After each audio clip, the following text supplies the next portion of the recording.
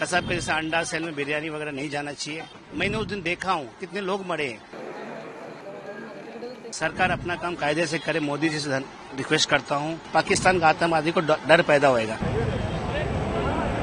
हर एक को इंसाफ मिलेगा। अभी तक इंसाफ नहीं हुआ है। हमारे दिल को उस दिन सुकून मिलेगा।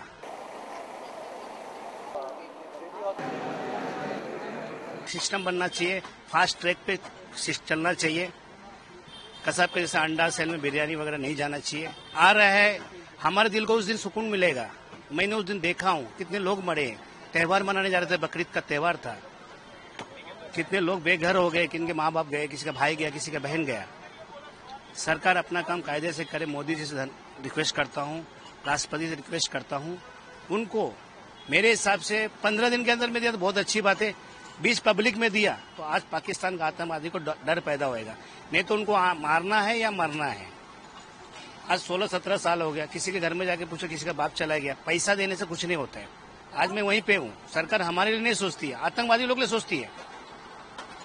राष्ट्रपति से, हिंदुस्तान के हर एक बड़े कोर्ट से मैं हाथ जोड़ के मैं बोलता हूँ, उनके लिए अलग से एक सिस्टम बनाना चाहिए पार्लियामेंट में या कुछ भी हो। बस यही कहना चाहता हूँ। उनको ज्यादा दिन मत रखो, ज्यादा वेस्ट टाइम पे मत करो। आप में किस तरह से खुशी का माहौल है उसको लेके आ रही है इंडियन गवर्नमेंट? जब उसको फांसी दे दिया जाएगा 10 से 15 दिन या 2 महीने के अंदर में, तब खुशी मनाऊंगे, पटाखा फोड़ूंगा और हर एक को इंसाफ मिलेगा। अभी तक इंसाफ नहीं हुआ है। इससे पहले मैं 1999 में मैंने देखा था एक बड़ा आतंकवादी, मैं बहुत छोटा था शायद, बड़ा आतंकवादी को पकड़ा था इंडिया गवर्नमेंट ने। प्लेन हाईजैक करके उनको छुड़ा लिया। आज वो पाकिस्तान में खुलेआम घूम रहा है। ये मास्टरमाइंड है। इसके लिए भी लोग हाथ पांव चलाएंगे। उसके पहले उसको मौत के घाट उतार दो।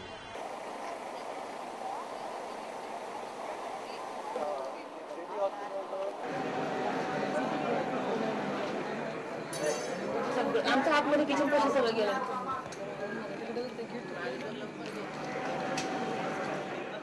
उस रात को मैं जब 9 साल 11 महीने की थी, 26/11 का जब हमला हुआ, उस दिन मुझे मेरे पैर में गोली लगी। मैं पूना जाने वाली थी मेरे बड़े भाई को मिलने के लिए। सीएसटी से मैं बैंड्रा से गई थी सीएसटी से मैं पूना जाने वाली थी। तब मैंने वहां आतंकवादी कसाब को देखा था, जो अंधाधुंध गोली फायरिंग कर रहा था। कई लोगों को मारा था उसने। मेरे सामने कई लाशों गिरी हुई थी। छोटे बड़े बच्चे, बड़े बुजुर्ग सभी लोग थे। मुझे समझ नहीं आ रहा था कि आखिर वहां तभी सब क्या हो रहा है। एक गोली लगने के बाद मुझे मेरे पैर में, मैं भी बेहोश हो गई थी। वहां से मुझे हॉस्पिटल शिफ्ट किए, पहले सेंट जॉर्ज में मेरा ऑपरेशन नहीं हुआ। फिर उसके बाद मुझे जेजे शिफ्ट किए। जेजे में मैं करीबन 1.5 महीने एडमिट रही। मेरा पैर का 6 ऑपरेशन किया गया। मेरे पापा ने दोनों आतंकवादी को देखा था, कसाब और अब्बू इस्माइल को, और मैंने कसाब को। फिर 10 जून 2009 को जाके कोर्ट में हमने आइडेंटिफाई की थी। जब कोर्ट में गई थी आप, पहली बार कसाब को देखा आपने, क्या फील हो रहा, किस तरह से? जब मैं कोर्ट रूम में गई थी तब मैं बैसाखी से चलती थी। ऐसा मन हुआ था ये बैसाखी फेंक के कसाब के मुंह पे मारूं, पर मैं कुछ कर नहीं सकती थी। या मुझे कोई गन दे दो तो मैं इसे अभी यहाँ खत्म करूं। तब मेरी उम्र 10 साल की थी। मैं बहुत छोटी थी। उस आतंकवादी के लिए मैं तभी कुछ नहीं कर सकती थी। तब से वो खुनस आज तक वैसा ही है, कभी कम नहीं हुआ, उल्टा बढ़ा है। और मेरी आगे भी यही मांग रहेगी कि जितने भी आतंकवादी जो अभी बचे हैं उन सभी को फांसी की सजा होनी चाहिए, जैसे कसाब को हुई। ये 26/11 की घटना है। हम लोग गुजरात से बॉम्बे आए थे ट्रेन पकड़ने के लिए, मतलब गाजीपुर आने के लिए।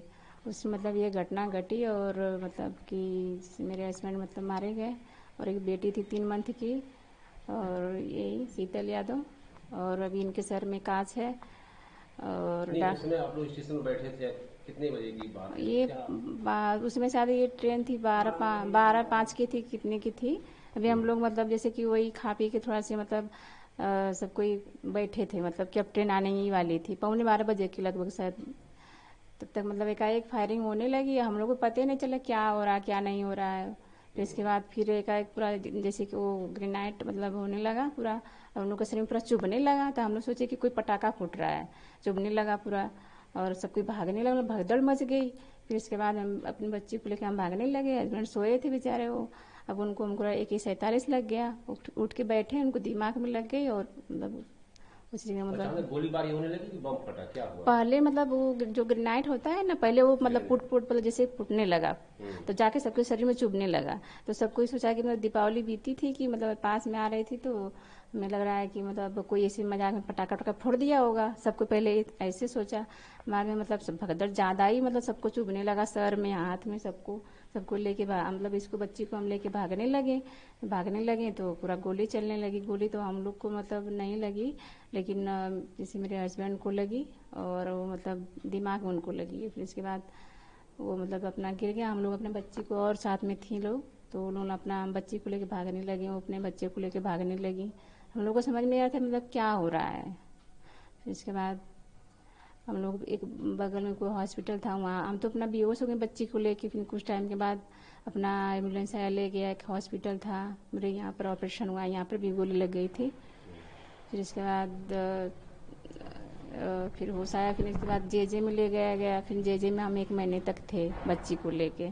अभी इनके सर में 7 mm का कांच है, मेरे सर में तो बहुत है, इतना पूरा हमेशा दर्द करता है। यहाँ है पूरे शरीर में कांच भी है, पूरे जगह। वो तो सर में इतना दर्द करता है कि जैसे लगता है कि ऑपरेशन कराने के लिए सोचते हैं तो सब कोई कहता है कि ऑपरेशन कराएंगी तो इससे भी कंडीशन आपका खराब हो सकता है।